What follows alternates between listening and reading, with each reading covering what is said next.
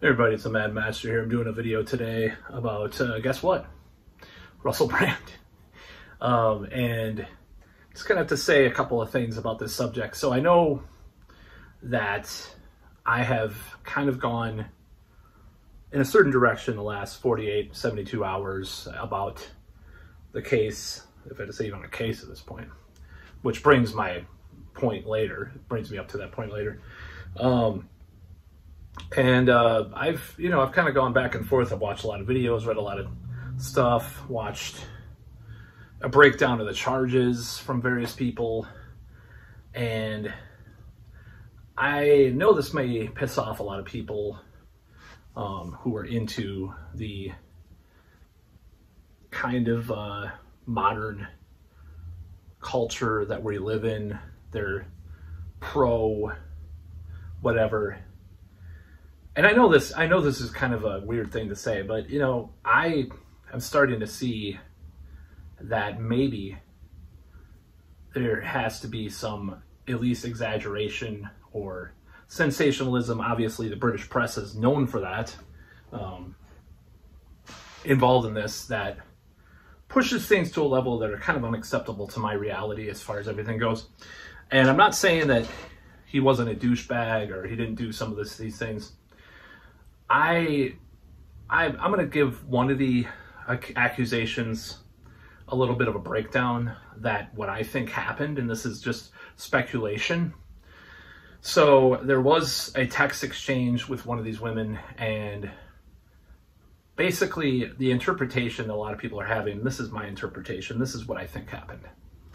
Now, Russell Brand was known for being promiscuous. 1 out of 6 people have HSV,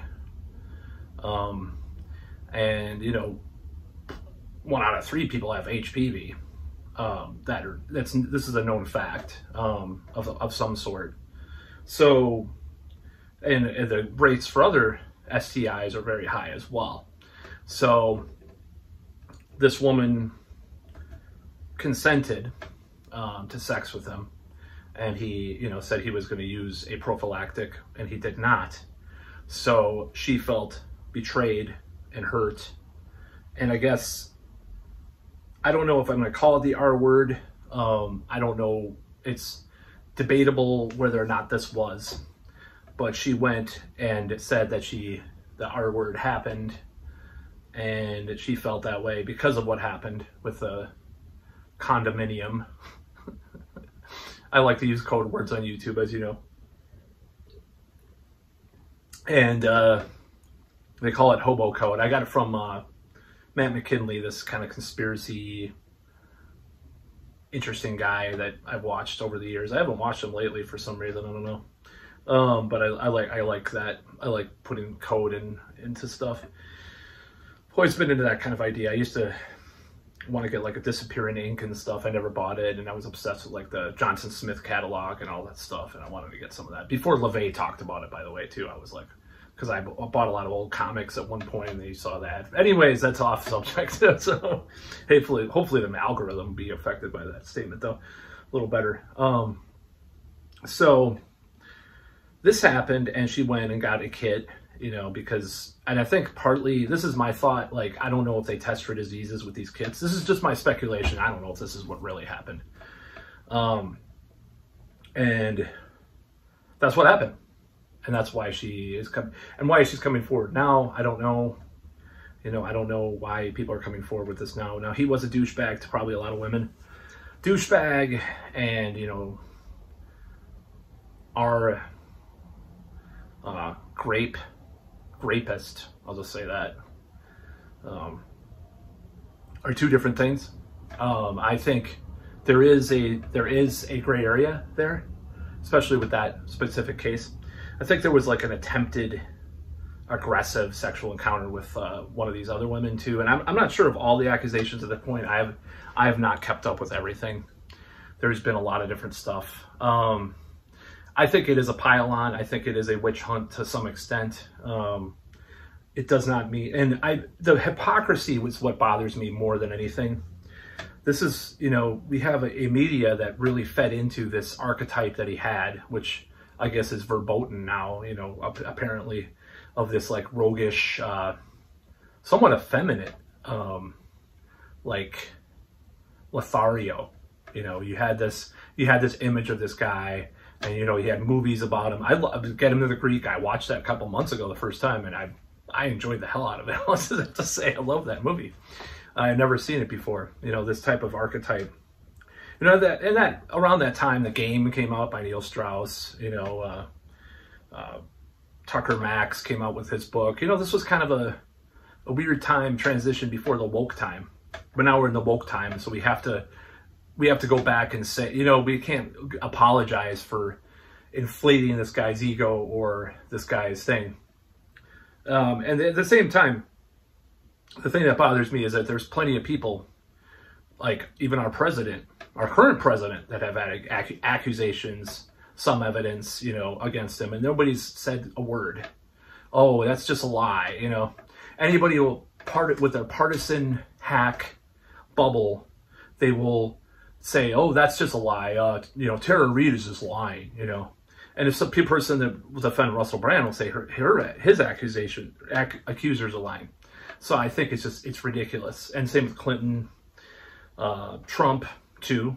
People defend him, say, oh, it was just lying. They're just attacking him. So I'm doing this right now with Russell Brand, but I'm acknowledging the hypocrisy within that statement, because like, I do not like how these people, will call someone a sex pest, and then because they like someone else, they will say that they're not a sex pest, that other person. So it's ridiculous, and it's pathetic. It's pathetic.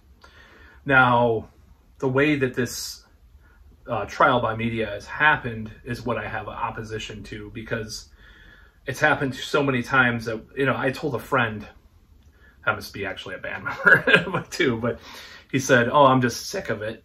I don't care. I'm so sick of it. Like, I think he was kind of dismissing the idea that someone was accused. Like, people, the regular person, I'm gonna use him as an example of like a regular person that isn't like drawn into all this stuff like I am.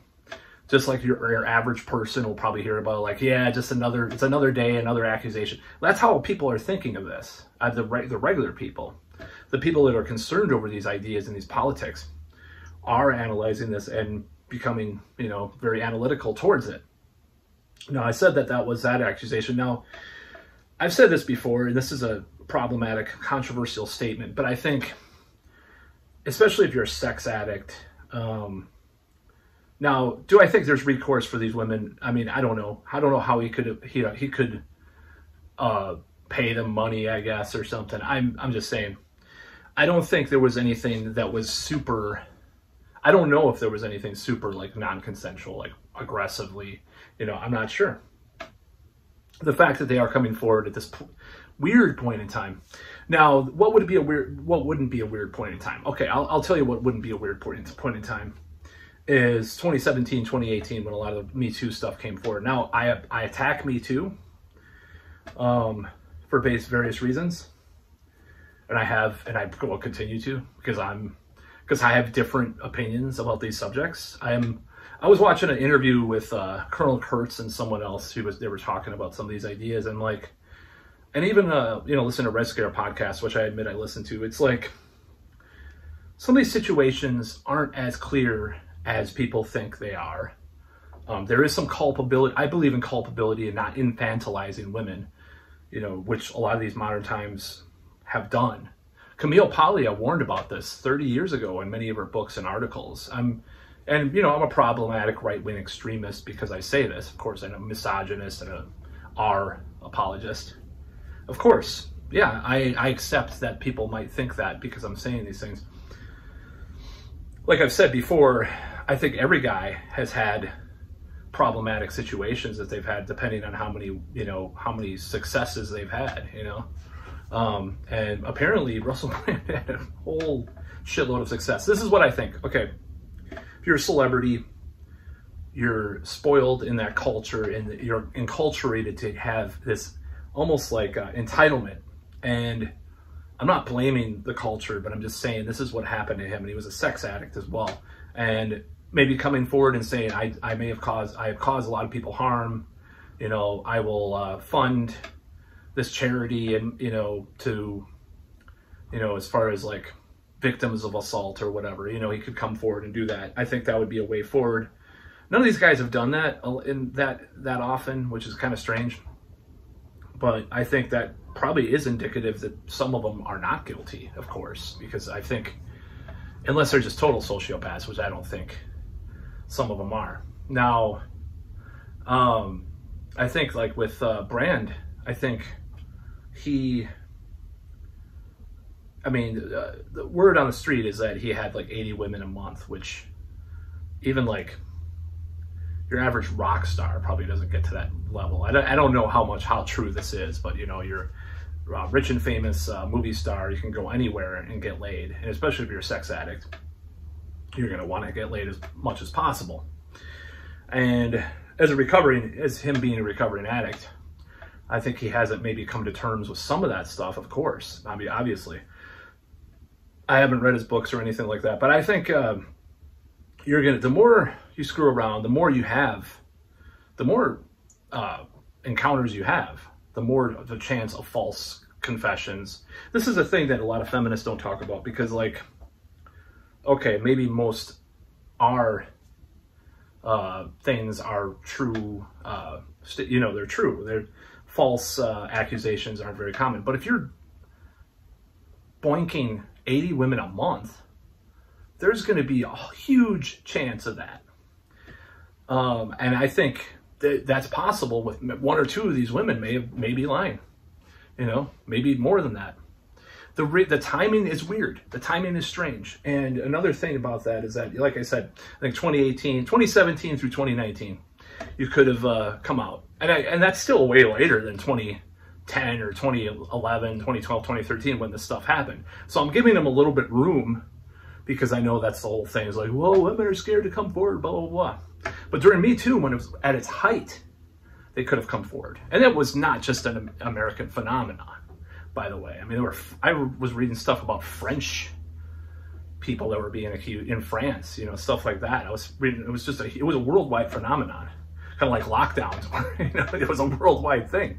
So I don't know.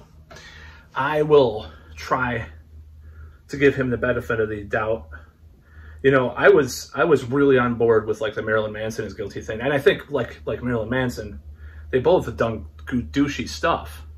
If you're on that level, so I don't think people really appreciate the level that they were on, both of them. Now, I can appreciate it just for a couple of months in like the 90s.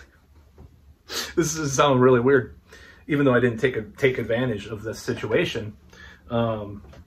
Like, because I had, you know, I dyed my hair black and I was a lot skinnier than now. And I'm looking at the picture right now, and I got just major, like there was major interest, and there was, unfortunately, I didn't really take I'm not going to say the word advantage because that sounds a little misleading, but I didn't take the opportunity to, you know, indulge in that. But imagine if you're a rock star or movie star, you're going through all this stuff, and it's just like, I think just by sheer number, you're going to slip up. And this is a problematic thing to say. I think it doesn't mean you're not guilty, but I think you're going to commit some type of, not offense, but like transgression, just because, and maybe accidentally, you know, just like Aziz Ansari, it might be like autistic or whatever, and just couldn't read the woman's signals and stuff, and that could happen, you know, if you're totally wasted on heroin or whatever Russell Brand was on. I know that's Get Him in the Greek, the plot of it, but you know, get him to the Greek. But if you're totally wasted on something, you're gonna slip up, and you're just not gonna. It's kind of like I think the whole drunk R word, not the R word. Not that R word. Sorry, I had to do that. I'd be offensive in this video at least once. Not that R word, the other R word. I think like the whole drunk thing's very misguided. Like, what if a guy is super drunk and then he The girl's super drunk. And he gets charged. You know, I mean, maybe he's accountable for when he wasn't drunk, you know, when he was slipping her drink with whatever drug or, you know, trying to get her drunk to do that. I guess you could maybe argue that, but, you know, it's like drunk driving. You're completely culpable.